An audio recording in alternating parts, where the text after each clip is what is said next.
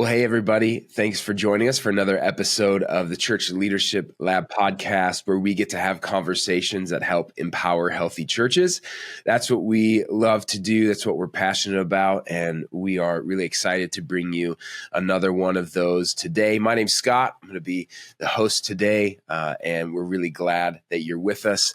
And we're really excited for the conversation today with Russ Ewell. Now, Russ is the executive minister of the Bay Area Christian Church. Minister for more than 40 years, tons of ministry experience. And really, Russ's teaching is rooted in providing hope for those turned off by tradition and really infuses that with a vision for building a truly transformative church. Now, Russ is also an entrepreneur and is steeped in the tech world, focusing on using technology to overcome human limits. He's also an author, the author of Not Who You Think He Is, Dropping Your Assumptions and Discovering God for Yourself. And so there's so many things that we're going to dive into our conversation. And Russ, I'm really excited to have you here on the podcast. Thanks for being here. Well, I'm thrilled to be on the podcast. I've learned a lot listening to you and the guests you have. And so this is a great opportunity for me. Yeah, awesome. Well, listen, one of the things, if you've listened before, then you know, one of the things we always start off with is the question of what's something that doesn't make the public bio, you know, when we just kind of read that all your friends and family would know about you. That was the most difficult question. When I heard it, I was like, those poor people. Yeah. Well, there's probably a lot of things, right? But probably most people would know that I think my high school, East Kenwood High School, is the greatest high school of all time, but I was going to be a chemist and play in the NBA. That was my plan. Awesome. Be a chemist and play in the NBA. And so, yeah, that's something that, and they call me a nerd.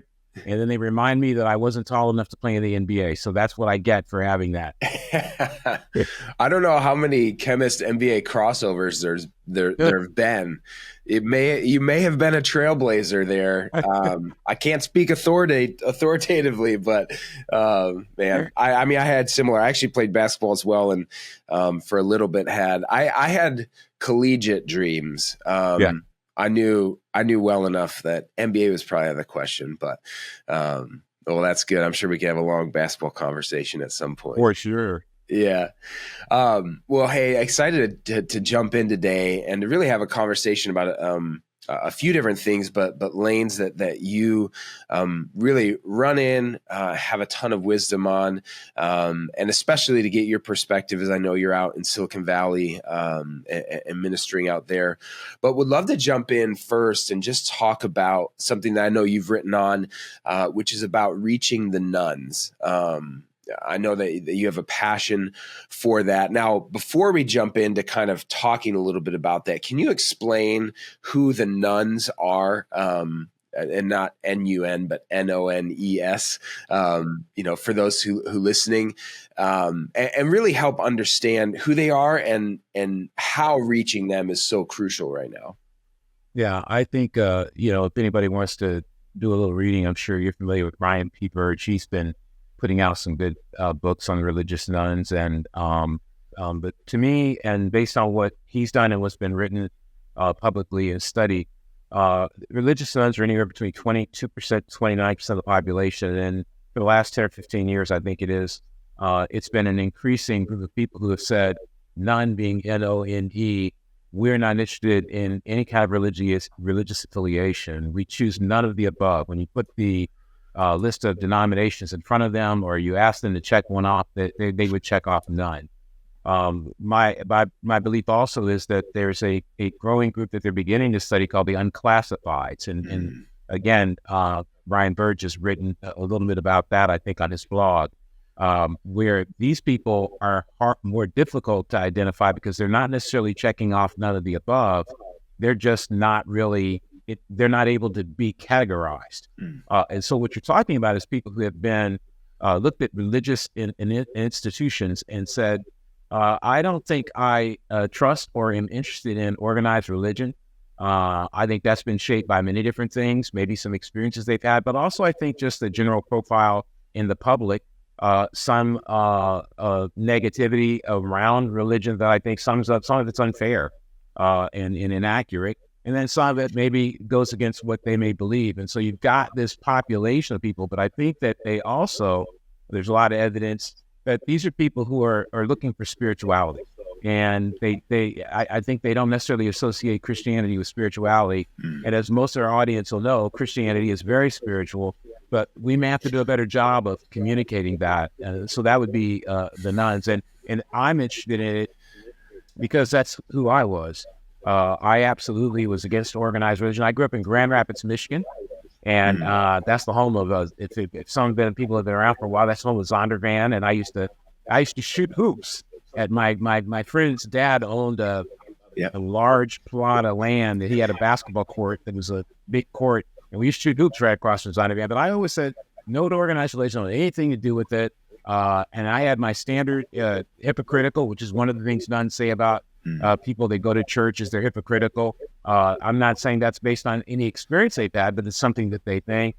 And so I was that way, but I got to school, and this basketball comes into this, got to college, and I met a guy through basketball. And I didn't know he was Christian or went to church, and I was very impressed with his basketball. And I wanted him to play on my intramural team in college. And I was like, I want to win the championship. This guy can help me. He had transferred from Duke, and he was out there. He was dunking and everything else. And so he eventually was in a class with me and invited me to go to a Bible study. And I was like, well, I want this guy to play on my team, so I'm gonna go and see if I can recruit him. Long story made short, I ended up becoming a Christian through the experience, and I ended up playing on his team, not mine. So I think with the religious nun audience, I was one. I counted myself agnostic. I would count myself absolutely against organized religion. But once I had a relationship and saw a light, it made a huge difference. I actually believe that about the nuns. I'm curious, as you've, obviously you were in that yourself, but as you've continued to kind of research, learn more, write about, experience reaching the nuns, have you noticed, is there a common age? Is it as kind of the next generation, we look at that percentage, I think you mentioned 29%, that percentage grows more and more? Is it more common of kind of the next generation who may have experienced some of the disillusionment with the church or whatever it might be, or does it spread across multiple ages regardless of generation? Yeah, based on the research I've done, the baby boomer generation, Generation X, there tend to be fewer nuns in that group, and there tend to be a sizable and significant and growing number in the millennials and Generation Z. And so that's the challenge that is before us. And unfortunately or fortunately, depending on how you look at it, if you see it's an opportunity or an obstacle, these are people also at the period of their life, which I think it's fairly common historically. You go back to the 50s and the 60s, and it's common historically for young people to not necessarily gravitate toward religion on their own and finding God. So I think that, that the younger population is definitely the one that is more in that camp. Hey, I wanted to take a quick minute and invite you to our next Healthy Church Summit coming up on February 15th at 1 p.m. Eastern. Now, before you hit that fast forward button, let me tell you about what's coming up. The Healthy Church Summit is a virtual event centered around how to manage and lead a healthy church and how the latest in church tech can help. Now, this upcoming summit is going to dive into making the most of your time, how you as a church leader can steward your time well. We'll also look at how can you improve your church's digital presence without taking more of your time. Now, we're excited to have with us at the summit Jenny Catron from the Foresight Group, Mark McDonald, a church communication and branding expert, Carrie Mayo, our own Director of Product Management, our CEO, Chris Bacon, and it will be hosted by some familiar faces, myself and Casey. Now, just when you thought it couldn't get any better, we also have some awesome giveaways for those who register and attend. You could win an iPad Pro, $500 Amazon gift card, lunch for your team, free software, Beats headphones, a Kindle. It's going to be awesome. So do me a favor, click the link in the show notes and make sure you register and join us for the Healthy Church Summit coming up on February 15th, 1 p.m. Eastern. We'll see you there. Yeah.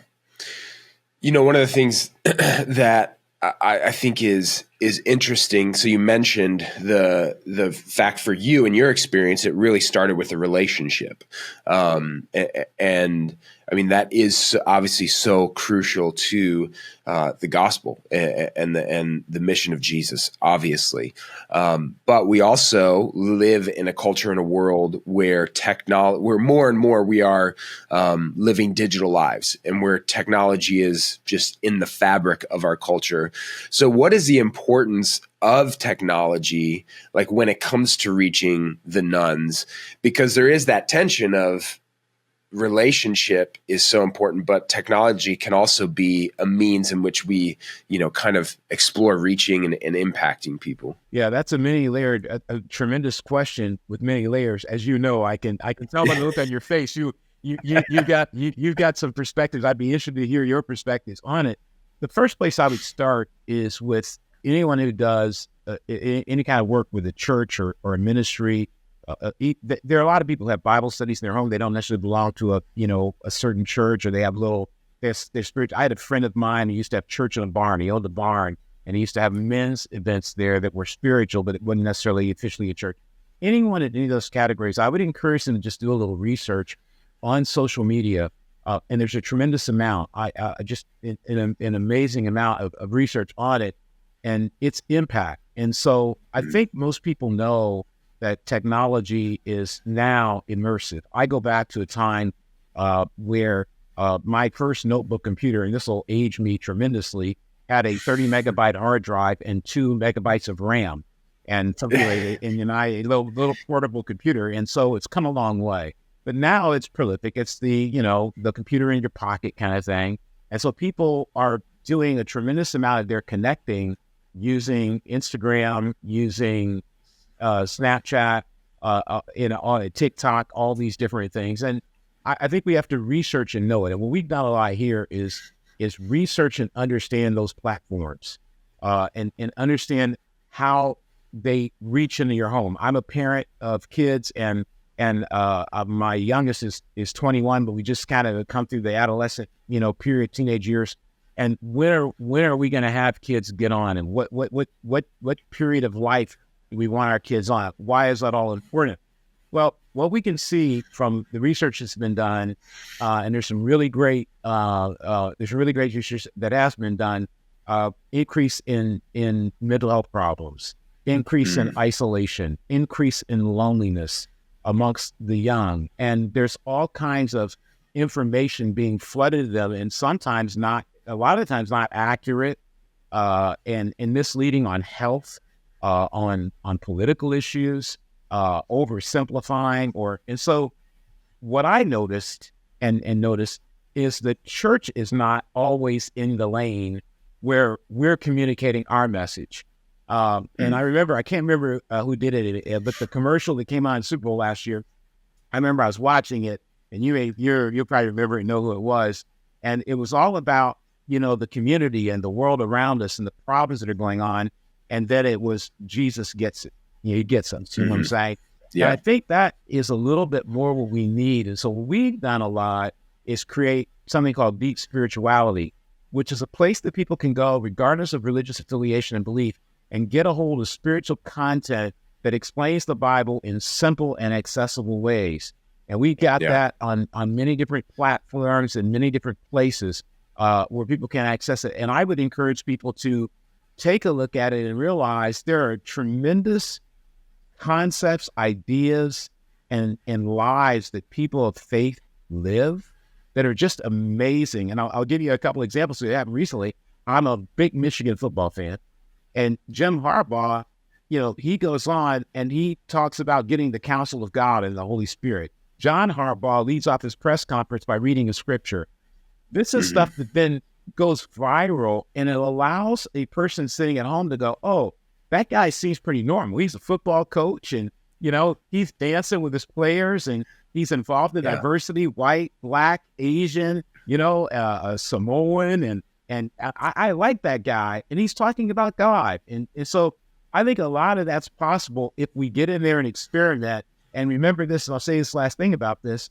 When we're speaking on the internet, when we're speaking on social media, we're not just talking to our friends at church. And sometimes I find in my own fellowship, people talk to each other in front of everybody with religious language that nobody understands, which puts nuns in an even more estranged position. I don't know what these people are talking about. Or they get into doctrinal arguments, which I've had to learn about that. Stop arguing about doctrine. It's just not helpful to nuns. So I hope that answers your question a little bit. Yeah, absolutely. And I think that it's one of those things. And frankly, I don't know the answer. I don't know if there is one solid, hey, this is just the answer for everyone. But that tension between showing up where people are showing up. So you mentioned Instagram, Snapchat, TikTok, whatever the social platform might be. Speaking the language that people are speaking, right? If you think of a missionary going to another country, you would contextualize, and you wouldn't go to another country and speak a different language. You would go and learn the culture, the language, the people, become a part of the people. So there's that aspect, I think, certainly with our digital environment and the digital culture we live in. But there's also, on the other hand, a call to live as those who are living a different way, who are living countercultural, and so how much then of that do we embrace and say, you know what, I'm going to not be on these or I'm not going to at least be swayed, or I'm not going to dive into the norm of our culture, which is a face in the screen and life only through, my iPhone or whatever it might be. And so I really do. I think it's an interesting tension for church leaders to understand. And certainly when it comes to reaching nuns, it's a big point to understand how to balance that tension well. But I think, and just like you shared in your personal story, it always still needs to come back, I think, to relationship. And even resources that would be, like you mentioned, deep spirituality, like I think those are amazing. And I think that what those can be is a way to not get people, but to really capture people's attention, to say, hey, there's something more. And there is a way for you outside of just maybe the life that you know. And then to see that then come together as well with connecting them to people and growing in that relationship. I think all of it comes together ultimately then to hopefully reach people. Yeah, I agree. One of the things is I've listened to you you do a really good job on your podcast of connecting technology to people who are familiar with it and to people who are unfamiliar with it, and how it applies to churches, and really good, nuanced explanations about how even to help generosity increase in your church by being able to leverage some of these things. So a question I have for you is, and I've listened to you and I'm like, I wish I could ask them a question right now. But of course, I'm just listening to the podcast, so I can't, project my voice in the conversation. Is as you watch those of us who are church leaders, and you have your own experience in this, what's an area that you think we need to grow in thinking about utilizing technology? Because one area I find challenging is, how do you present that message on social media? And I just heard you a lot, and I thought, I bet you he's got some thoughts on this. So I figure I'm going to steal a couple of minutes out of your time to interview me and get you to give me some insight, and our listeners as well. Yeah. No, I appreciate that. And I always like when the tables get flipped a little bit, like, hey, let me ask you a question. It's only fair because I ask a lot of questions myself. So yeah, I think that to me, there's like filters to look through. So, and I've run social media at a church. I've, in my time in ministry, been kind of responsible for that. Obviously talk about it a lot. I think that there's filters to look through. And it starts, I think it starts up with a mindset of, what is this for? So yes, you can look at social media and say, hey, this is, what used to be our bulletin 20, 30 years ago, whatever it is that we'd print out. Here's the events, come to them. You can treat it like that and say, hey, this is what's going on, be here. I think that stuff can live there, and that's just fine. But I think there's actually a different way to look at it, which is an extension of your ministry. And so really approaching it not just as, let's spread a lot of information, share things with people, but how do we show up as a church as our authentic selves? Because that's the other piece, is meeting people. You mentioned that commercial, and I've seen those. The He Gets Us campaign, I think, is the kind of umbrella for those.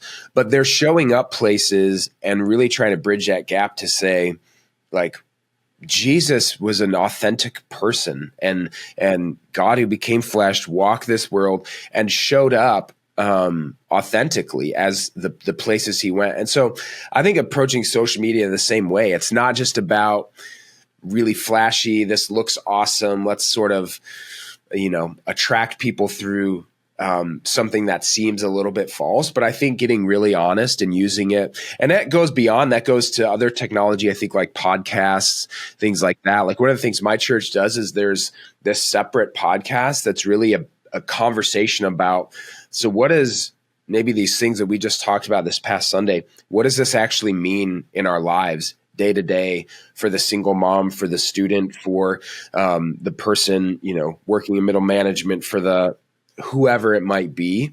So I think it's embracing and showing up in social media that way, and understanding too that depending on algorithms and all that stuff, which I know are out of our hands, oftentimes you can actually show up then in your community that way if you are able to, sort of understand how to do that. And I think then it can be a powerful tool to start conversations with people and to sort of, prepare people to connect and hopefully invite and engage in relationship. That's awesome. I love what you're talking about, being authentic, and not to take us off track too much. But the reason I wrote the book, He's Not Who You Think He Is because in some ways it was my awakening to understanding how traditional I had been.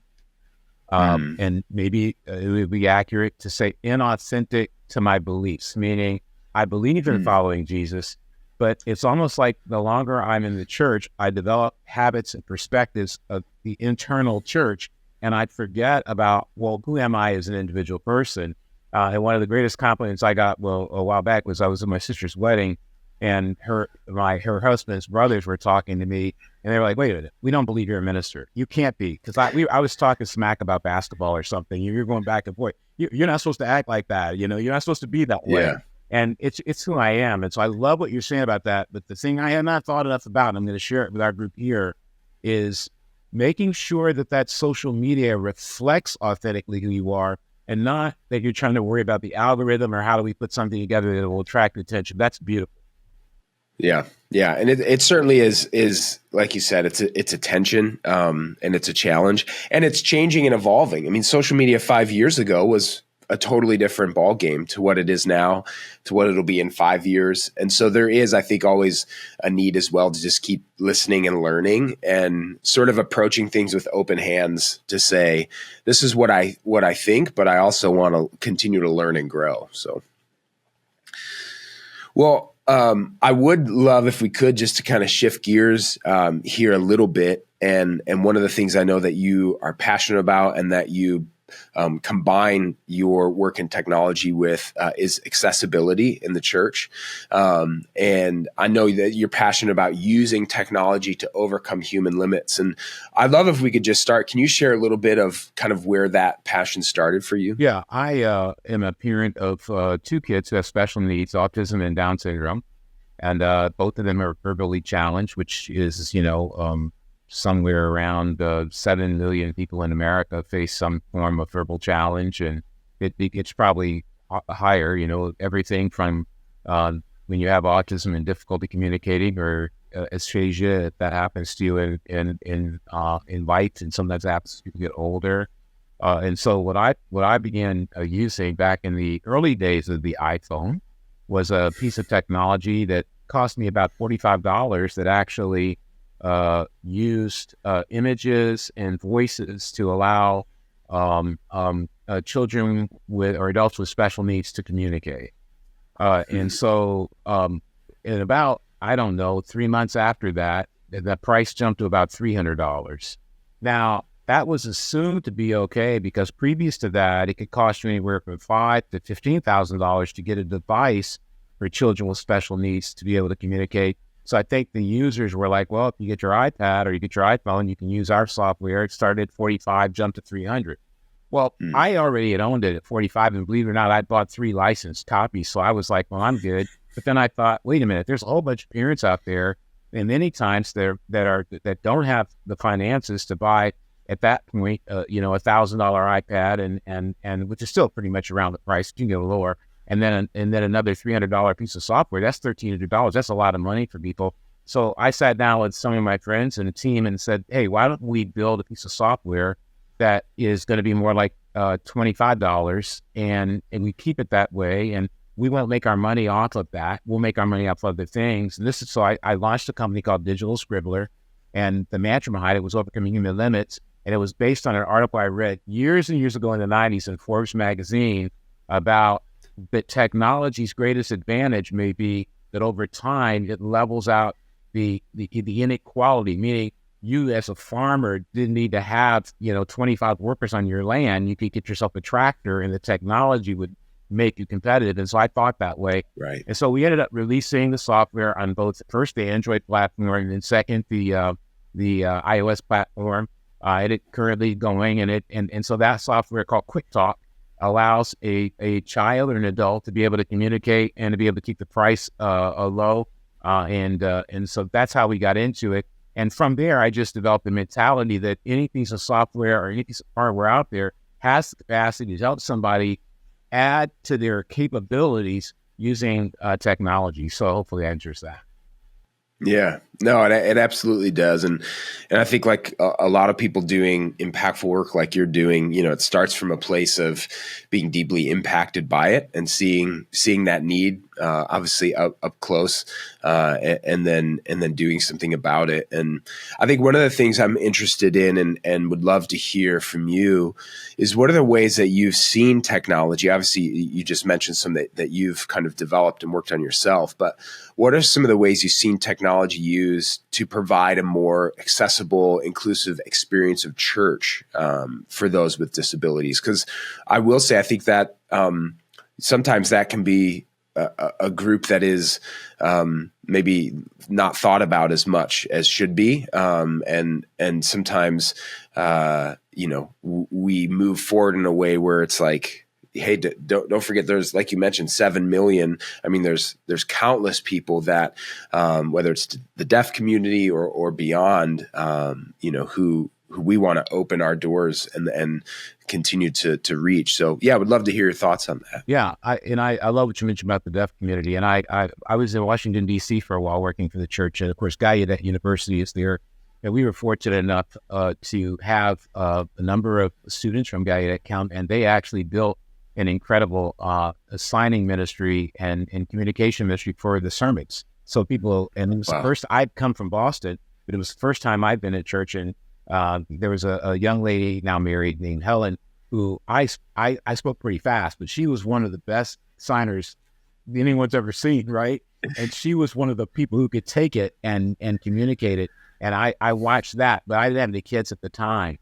As I had kids with special needs, I realized not only people with special disabilities, but all kinds of people, as you're alluding to, can kind of be left out of service. So a pretty progressive step we took was realizing that special needs parents weren't able to attend church because oftentimes they couldn't put their kid in children's ministry because the workers in the children's ministry were not attuned to or capable of interacting with their kid in a way that didn't result in them being called out of the service every time.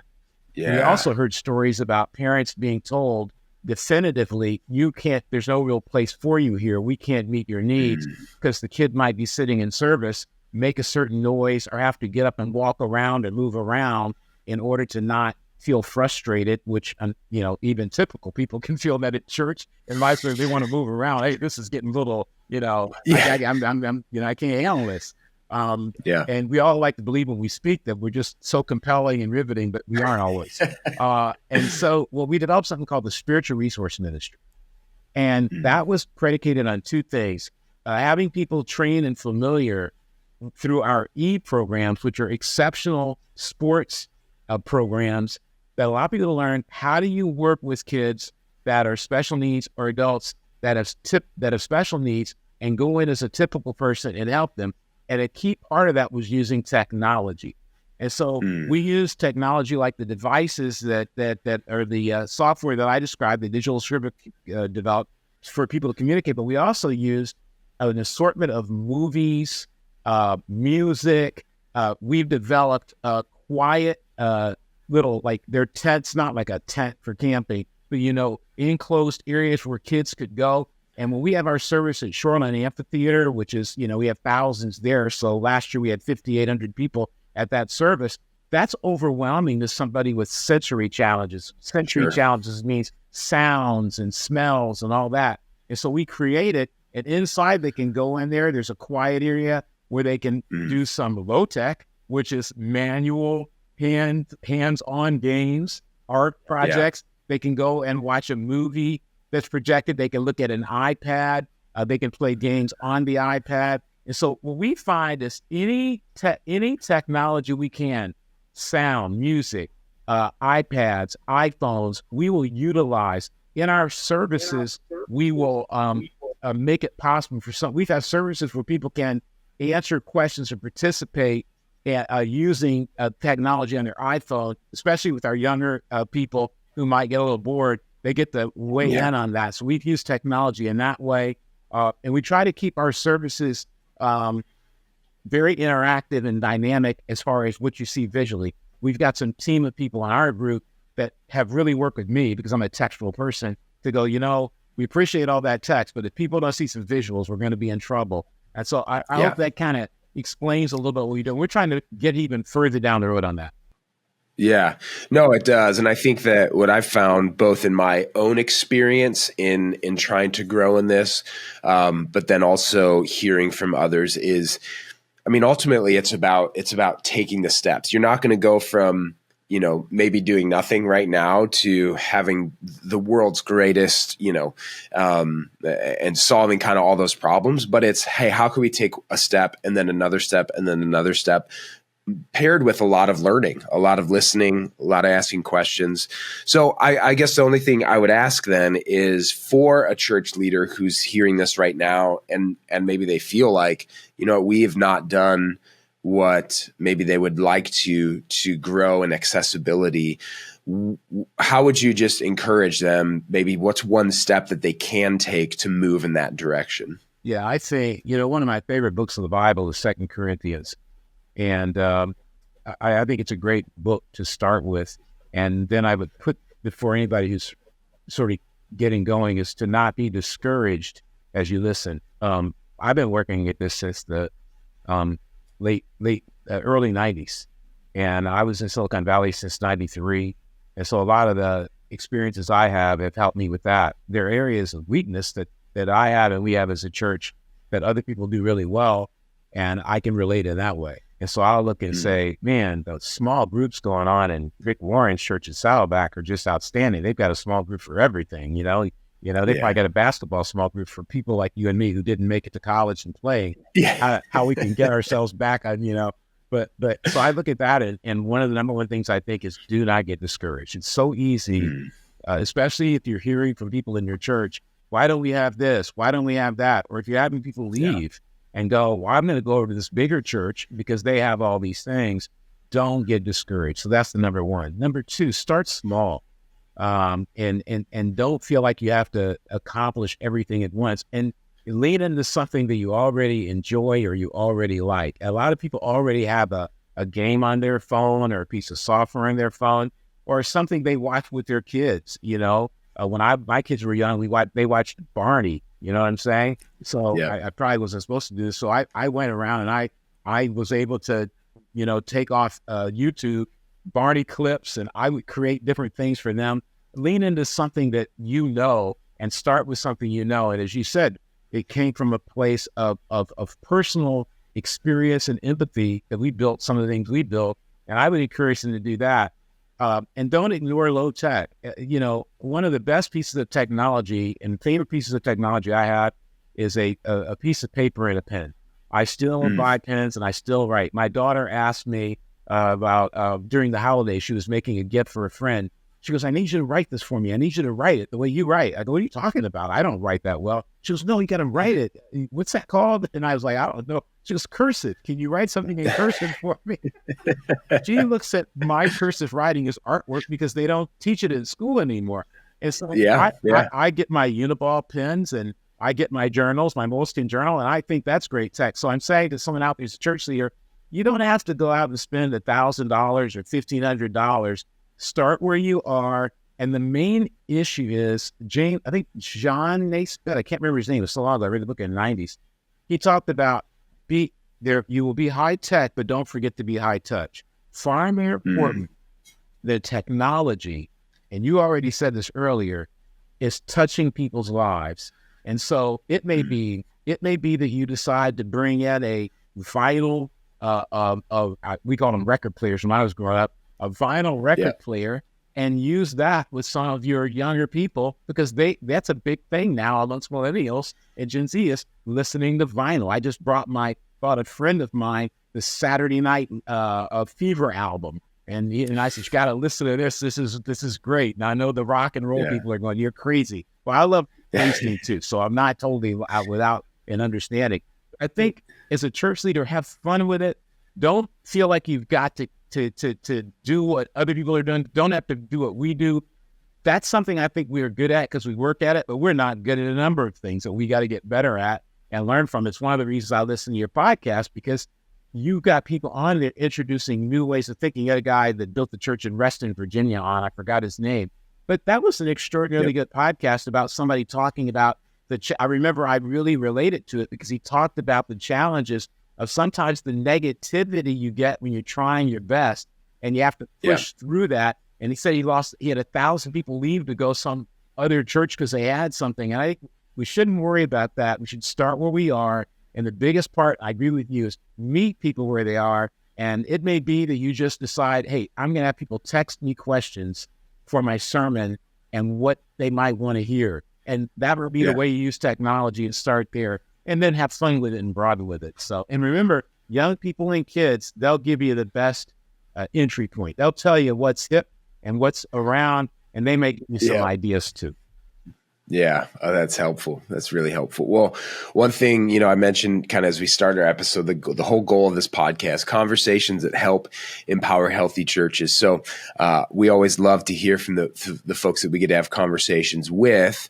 In your opinion, what is one essential component of a healthy church? I've had a long time to think about this because I've tried to make our church healthier, and we have areas where we have to still grow. So I would not at all say, hey, look at our church, we're so good at everything, because I don't think that's true. But I do know this from the scriptures, and that we're a church that believes in the Bible and the both the inspiration and the application of the Bible to every life. And so I really believe that something that we can get away from is just the power of Scripture and the transformative impact it makes. So that's the foundation.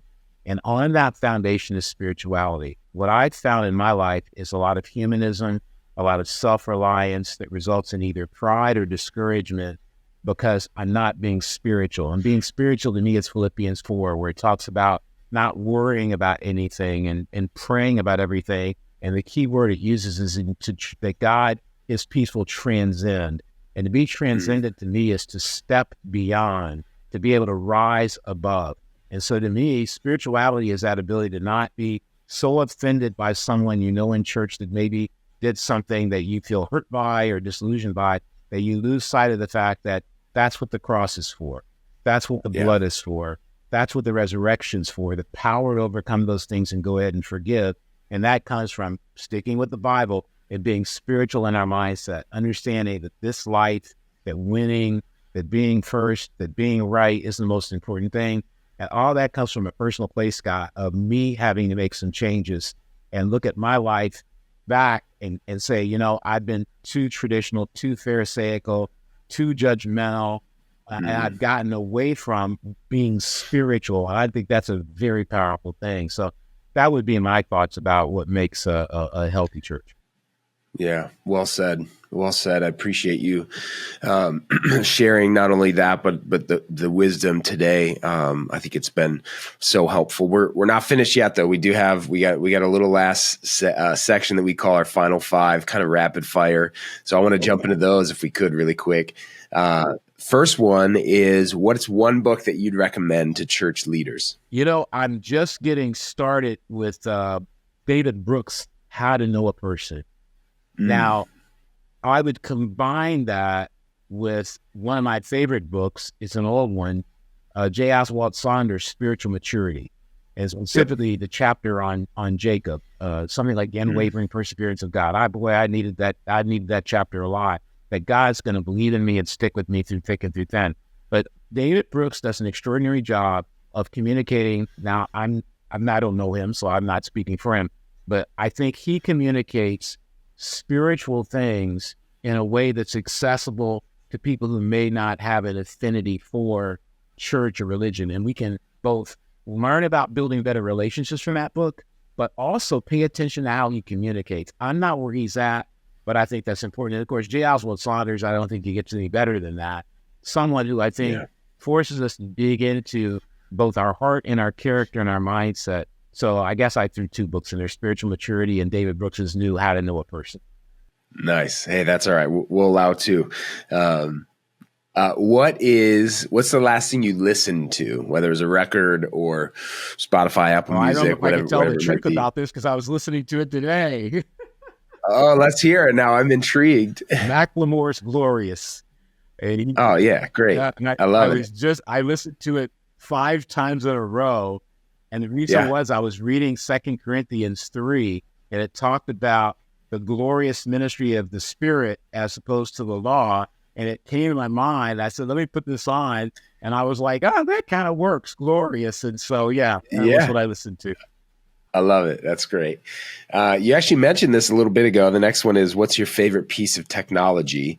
So you can use what you used previously, paper, pen, or a new one. Now, the only rule we say is you can't say your phone because most default. That's not.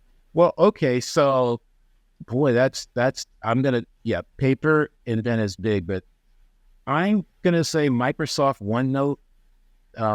I think that's an extraordinary piece of software that's underrated. And if you have an iPad and you can afford to get a pen to go with it, you can write in it.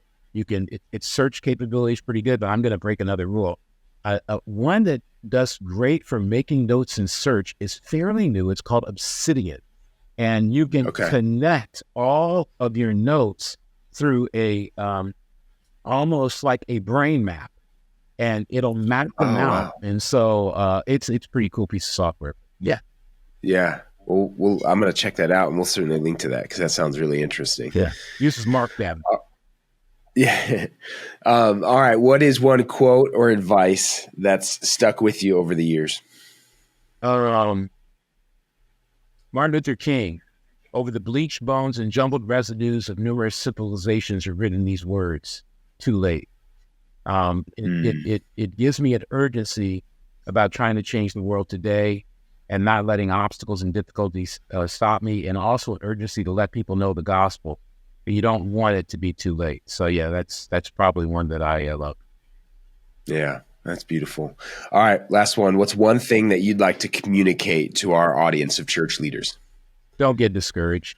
I think that whatever's going on, and you've talked to so many people, and you already know this. I hear it in your voice when you speak to people because you have a lot of empathy and compassion because you've lived it, you've done it, you've been through it. And I think that I was talking to someone the other day. I go, and I'm not saying this because I'm in the ministry, because I didn't want to be in the ministry. I wanted to go to politics, and I got inspired and changed my mind. But there's so many times the level of negativity that impacts people in the ministry, and none of us are perfect. None of us do everything right. We're all going to make mistakes. But I'm fortunate enough to be in the Bay Area Christian Church, where there is a tremendous level of empathy toward leaders and patience and understanding, but not everybody has that. And I would just want to tell people out there, look, you're doing the kind of work that's changing lives, and even when you don't know it, you're changing lives. And it may not be till eternity that you find out just how much impact you had. So keep the head up, keep the faith up, and keep doing the good work. Yeah, well said.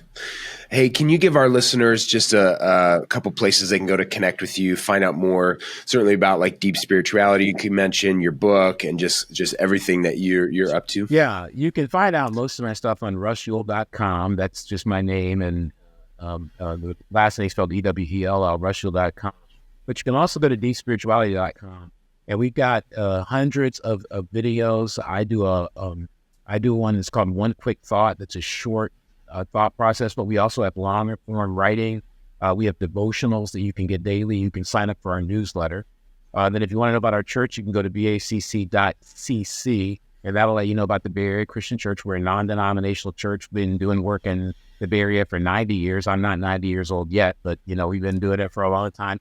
You can find out about all the different events we do there. Not like also you can go to, I think it's esports.com, and you can look up our e-soccer might be a way to find it. And you can find out about our e-programs that are inclusive programs where you can learn about those, and then you can create one in your own local area. Thank you for asking, by the way, about all those places. Yeah, no, absolutely. And we'll make sure to link to all of that in the show notes just to make it easy for folks. But we so appreciate your time today, sharing from what you've lived and experienced, what you've walked through, what you've learned, and the many things that you have going on right now that you're working on to serve people, to serve the kingdom. We so appreciate it. And we're so thankful for those of you listening and joining us, whether you're watching this, listening to this, whatever you're doing. We're so grateful for your time. And we hope that this conversation has been helpful. Again, our goal is conversations to empower healthy churches. And so if we've done that, we'd love to know. And so if you want to leave a comment or review or subscribe or even share this with another church leader, we would appreciate that. The more we do that, the more we get to connect with those of you doing the work of ministry and hopefully encourage and strengthen you. So thanks so much for your time today, and we'll see you next time. This episode of the Church Leadership Lab podcast is brought to you by Ministry Brands, the largest provider of church technology software. Over 90,000 churches rely on Ministry Brands for their single platform solution that brings together all the digital tools a church needs. From online giving to websites to church management software and more, Ministry Brands is leading the way in simple to use, innovative solutions, all with the goal of empowering healthy churches. To learn more, visit ministrybrands.com.